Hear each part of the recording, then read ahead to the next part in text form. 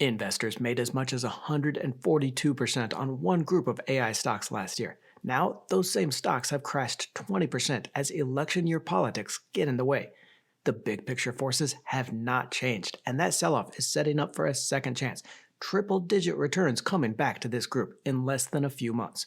Hey Bowtie Nation, Joseph Hogue here with your weekly stock market update before the week starts with the stocks to watch and the stock market news you need to see.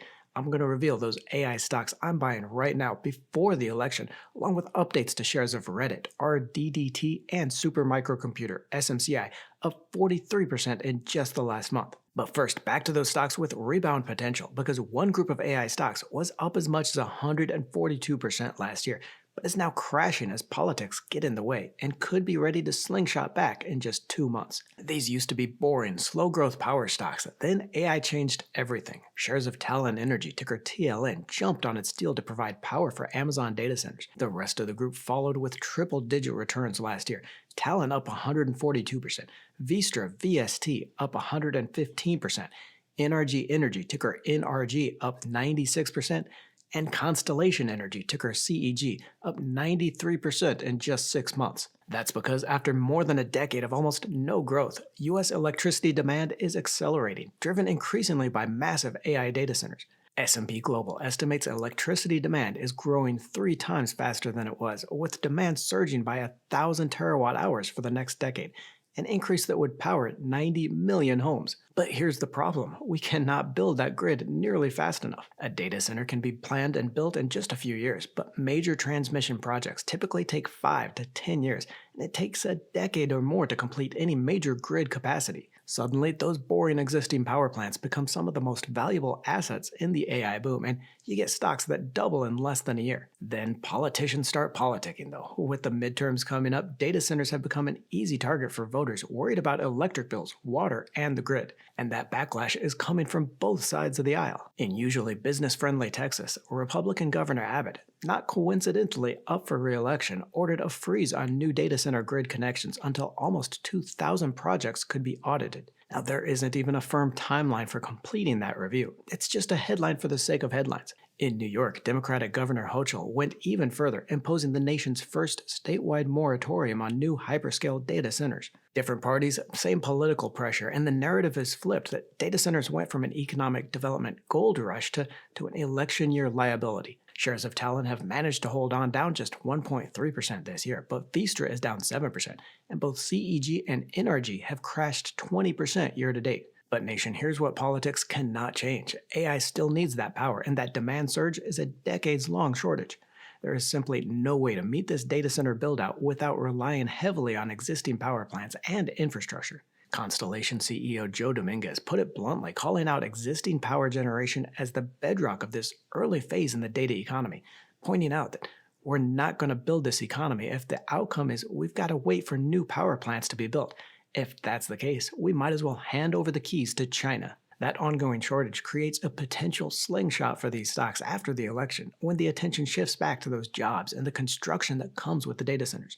We've already seen how quickly sentiment can turn. In May, when grid operator PJM accelerated an auction for power sales, Constellation and NRG jumped 8%, with Talon shooting up almost 10% on a single day. Now, comparing these 4 stocks against each other, Constellation Energy, CEG, Vistra, VST, NRG, ticker NRG, and Talon Energy, ticker TLN.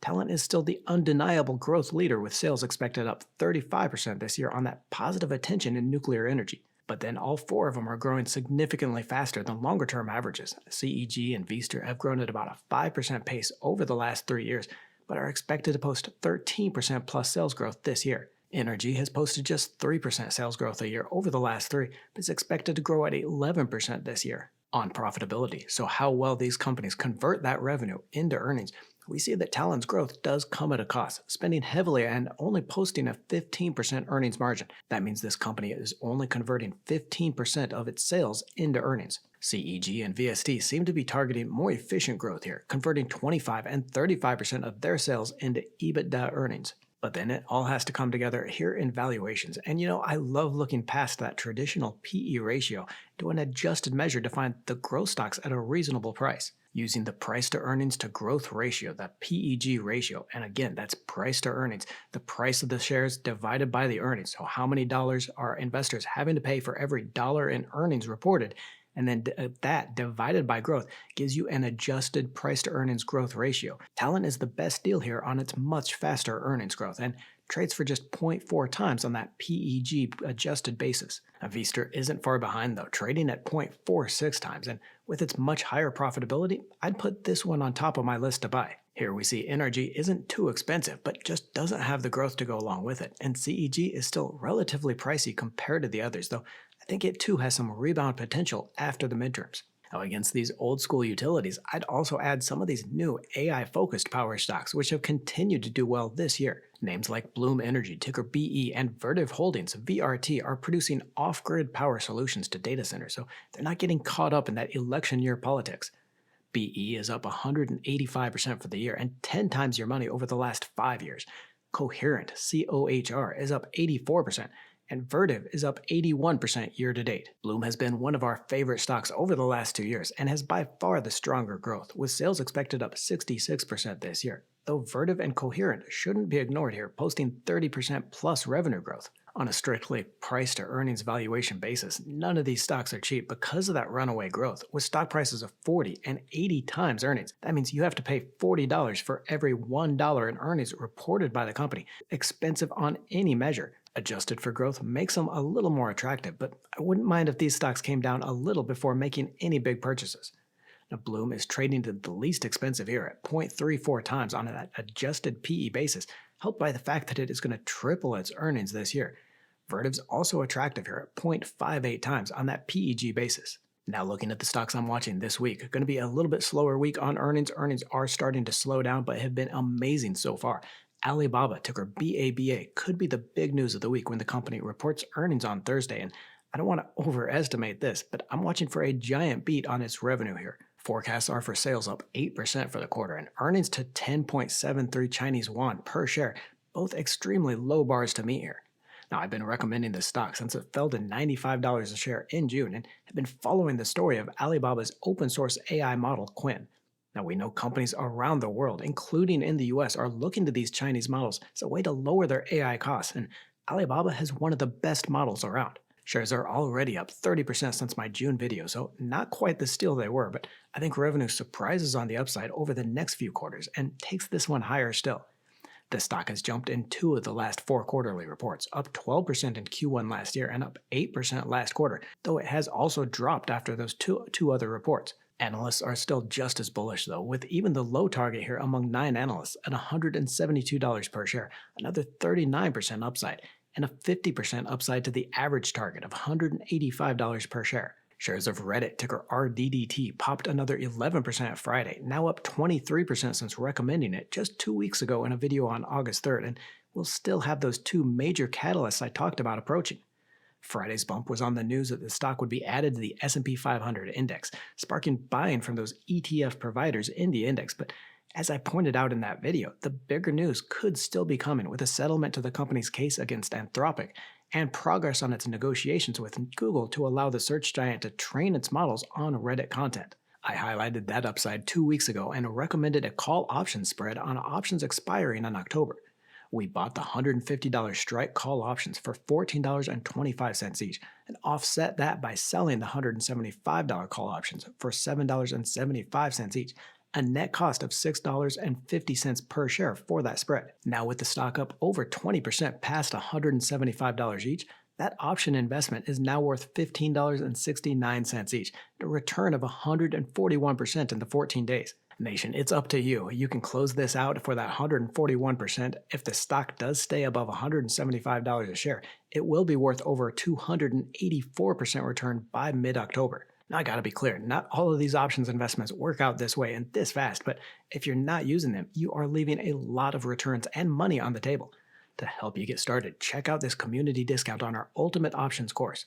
Over 3 hours of video, I start with the basics, then walk you through all 29 option strategies, when to use each, and how to set it up, including a real-world example with shares of Tesla. The course also comes with a one-of-a-kind strategy finder to help you find the right option strategy and an options calculator to show you exactly how much you can make. And that community code below is going to get you a 38% discount. Save $150 off. You'll get all the basics to get you started, the strategy finder to make sure you're using the best strategy, the options calculator to show you exactly what to expect, walkthroughs on all 29 strategies, and a 14-day money-back guarantee. That $150 launch discount is only available with the coupon code in the link I'll leave in the description below, so look for that link or just scan the QR code here. Neocloud stocks like CoreWeave, ticker CRWV, and Nebius, ticker NBIS, were some of the biggest winners last week as investors came back to that data center build-out theme. Nebius jumped by almost 50%, while CoreWeave was up as much as 28% at one point in the week. Now, I have avoided this group because I think the smaller companies like these are going to run into cash flow problems eventually, but for now, momentum is definitely on their side. Now, if you are up on these, you might consider hedging a little as the volatility is through the roof on this theme. It was only a few months ago in June that investors all but gave up on these, and the stocks lost half of their value in just a couple of months. So I'd go back to the valuations at this point. Now, no profitability, no earnings make the PE ratio, so that price to earnings ratio, unusable, but we can look to these price to sales basis, with Nebius now trading for 48 times its sales. CoreWeave is a little cheaper at 7.3 times sales, closer to the valuation on shares of Oracle, ticker ORCL, another one of those Neocloud providers at 6.6 times sales. But don't overlook Amazon here. It might not be the pure play Neocloud that the others are, but its cloud services AWS is a big growth driver, and shares are a steal here at a comparison at 3.6 times sales. Super Microcomputer, ticker SMCI, another one I'm seeing a lot of requests for an update, with that stock up 43% in just the last month, and the shorts running for the exit. We've had to wait on this one a long time, but the valuation is back, driving it higher. Folks, at a $26 billion market cap, the total value of all the shares in the market, the stock trades for just 0.49 times revenue expected this year. That is unheard of for a company growing at 36% a year. Now, I still think this one could return to $50 a share and even higher on that valuation. That said, we've been here before, right? Management continually steps on its own toes, destroys that momentum with the stock crashing from 50 back down to 20, back up to 50, and then down again. That volatility, though, makes it a perfect stock to sell call options against, especially after these big runs. As an example, I can use the January call options here, expiring just 5 months from now, sell the $50 strike call options against my shares. And that means I collect $5.20 a share for giving another investor the right to buy these shares, buy my shares from me for $50 each through mid-January. Getting that $5.20 per share cash premium lowers the cost and the risk on SMCI to $34.61 a share right now, and means a further upside of 44% if the stock closes to $50 per share in January. Either way though, even if it doesn't, by collecting that money, I've locked in a 13% cash return on my shares and have lowered the risk of another management blunder. Do not miss your $150 discount to our Ultimate Options course and the 14-day guarantee with the link in the description. Don't forget to join the Let's Talk Money community by tapping that subscribe button and clicking the bell notification.